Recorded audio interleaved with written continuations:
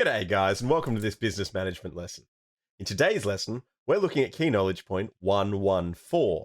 That is Unit 1, Area of Study 1, and the fourth key knowledge point in this area of study. Today specifically, we're talking about sources of business opportunity. And hopefully, this key knowledge point gives us a list of the different sources of business opportunity that you'll need to be familiar with by the end of this lesson. Those include innovation, recognizing and taking advantage of market opportunities, changing customer needs, research and development, technological development, and global markets. Now, when we talk about business opportunity, or a gap in the market, as it's commonly referred to in business management, we are describing a situation where if you brought a product or service out and made it available for people to buy, then people would buy it. If a product or service can be brought to the market and the market purchases that product or service, then you have found a gap in the market. If we're talking about a business opportunity, we're talking about a gap in the market that's not yet filled. Typically, the people who buy your product are customers or consumers, and what this generally means when we're talking about a gap in the market is there's some sort of need or want that the customers have that is not yet met. An example of this comes from the mid-2000s, about 2005, when Coca-Cola was trying to improve sales of its Diet Coke, its sugar-free option. And they did a bunch of market research, and they found that male consumers weren't buying the stuff. If a male customer wanted a sugar-free alternative, they would buy Pepsi Max, and they almost all of them wouldn't buy Diet Coke.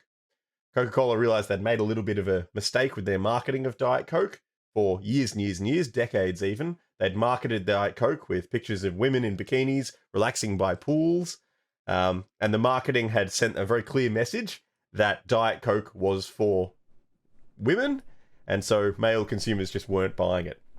So what Coca-Cola did is they released a sugar-free Coke product called Coke Zero, a very similar product to Diet Coke, but they branded it quite differently. They used the darker black labels and quite different coloring to show it was quite different from Diet Coke, and they marketed it towards men. And the fact that you can still buy it today shows that that worked pretty well for capturing a good segment of the male consumers choosing a sugar-free option. Now, the sources of business opportunity listed in this key knowledge point are here on your screen. If you're taking notes as you go through this video, these might make good headings because these are the things we're going to talk about.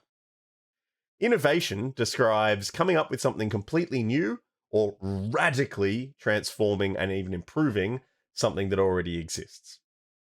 Having something brand new to sell to the market means that A, there's no competition because it's completely new. B, if there's any desire for that in the market, if there's any need or want in consumers in the market, then you've even created a gap in the market, a source of business opportunity. So as new things are invented, sources of business opportunity are created. A good example of this is for decades, if someone wanted to get somewhere in a car and they didn't want to drive themselves and none of their family or friends were available to give them a lift, they might contact a taxi company by phone, or even in the early days of the internet, you could use the internet to book a taxi and get a ride. And some software engineers that we've already spoken about were very clever and decided that they would create a system by which you could use your phone to book a ride from just someone else driving a car. Now, booking someone to take you for a ride, taxi services already exist. But we would describe Uber's introduction to the market as a significant transformation and improvement on the existing system. So this is definitely an example of innovation in practice.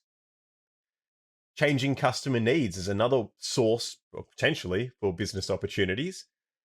Changing incomes in an area will change customer needs. Let's say you've got an area of a city that's a bit run down and rent there is very cheap for businesses and for residents. The sorts of people who might set up business there and the sorts of people who might choose to or be forced to choose to live there are going to have very different needs than, say, the sorts of people who live in more upscale areas of the city, certainly you're going to have a greater need for things like interior decorators and massage and hydrotherapy in a more upscale suburb than you would in a scale where perhaps cost of living pressures are affecting the population more. Similarly, as trends and fashions change over time, so too do customer needs change. Certainly, fashion, as in clothing, it changes reasonably quickly, and you can certainly see that shops that don't keep up with changing fashions are going to do quite poorly when compared with shops that do keep up with the current trends and modern fashions. And certainly more seasonal changes. Easter is a pretty popular celebration in Australian society, and so we can expect around March, April each year, chocolate sales and confectionery sales are going to be much higher. We can expect towards the Christmas period, sales of toys and books and that sorts of things that people tend to give as gifts will be much higher at that time of year. And certainly, as population changes entirely in an area, you can expect that demographics would change there. The suburb of Mernda in northern, sort of just outside of Melbourne to the north, in 2005, it was very sparsely populated, a lot of farmland. You would have had need for vets out there that could deal with horses.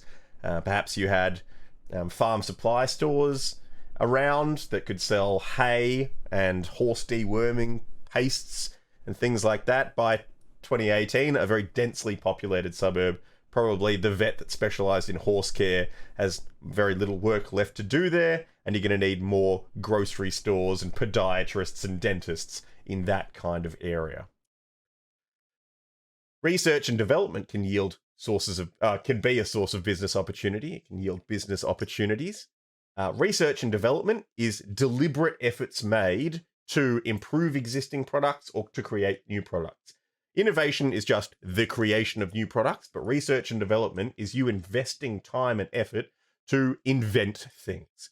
Certainly, this is what happens at scientific institutions like the CSIRO, and it was these fellas on the left of your screen that invented Wi-Fi. They're an Australian team of scientists, and it was that kind of research and development effort that allowed brands like Dick Smith to create an entire network of retail stores selling Wi-Fi routers when Wi-Fi was quite new, and continuing to sell digital technologies until they sort of reached saturation, and I think Dick Smith's long gone now.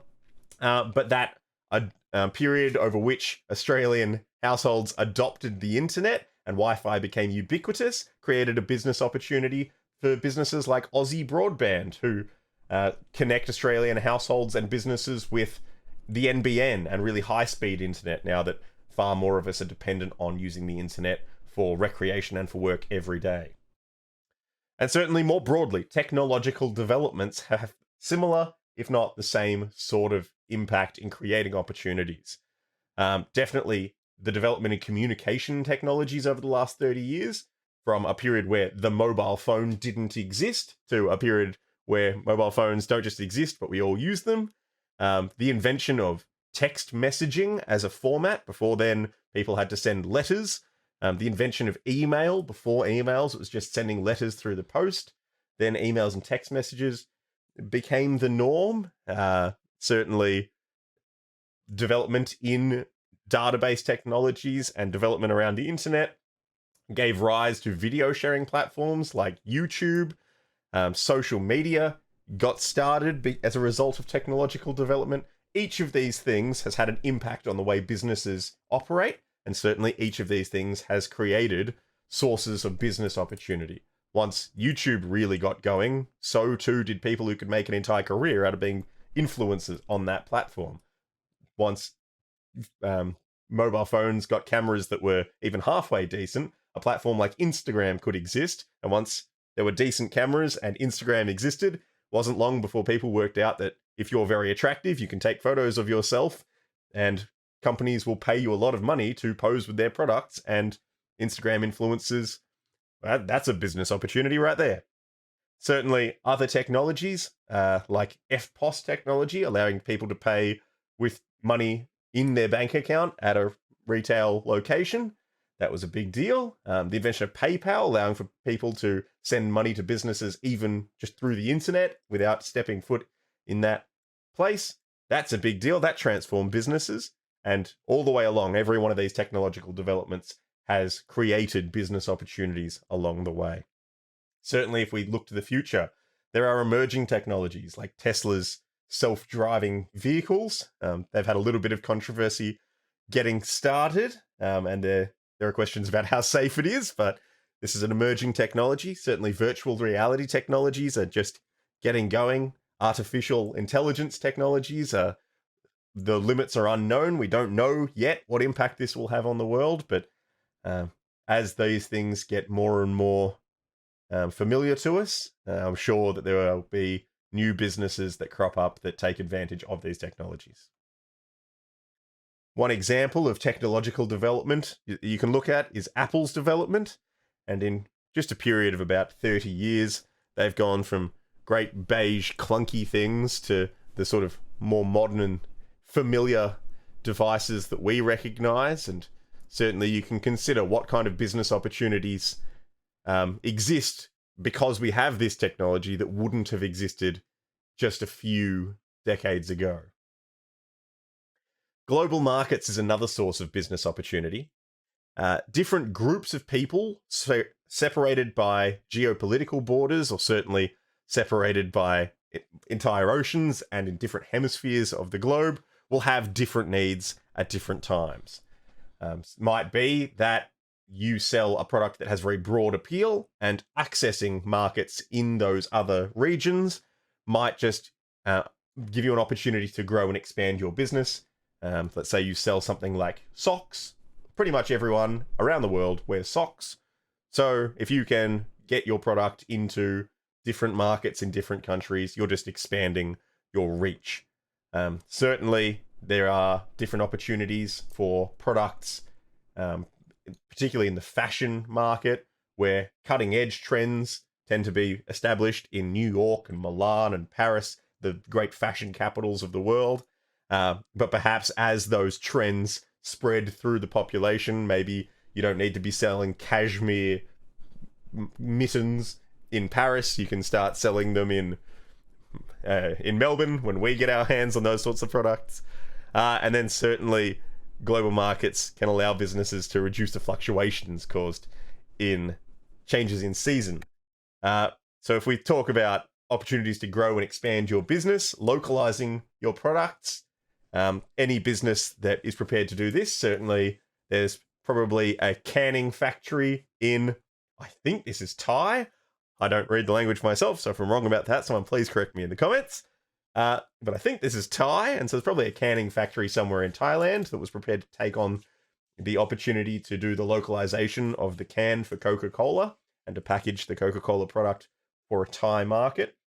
And certainly reducing the effects of fluctuations means that brands like Roxy and Billabong, who make bathers and swimwear in Australia, can take advantage of retailers in the Northern Hemisphere to continue selling their bathers in America, in the Northern Hemisphere during their summer when it's our winter, and then they can reciprocate.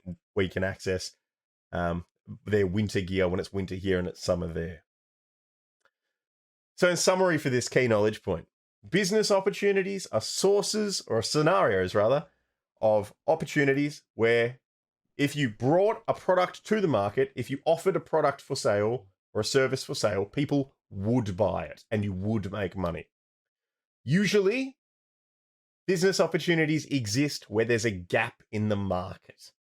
And the common sources of business opportunity that are listed in the study design, that are named in this key knowledge point, are innovation, recognizing and taking advantage of market opportunities, changing customer needs, research and development, technological development, and global markets. I haven't been exhaustive in this lesson. I've not told you all of the different ways that these things can create business opportunities. That's up to you with your teachers to have a bit of a think about where business opportunities can come from. But I think I've given you enough to get started. That's all for today. See you next time.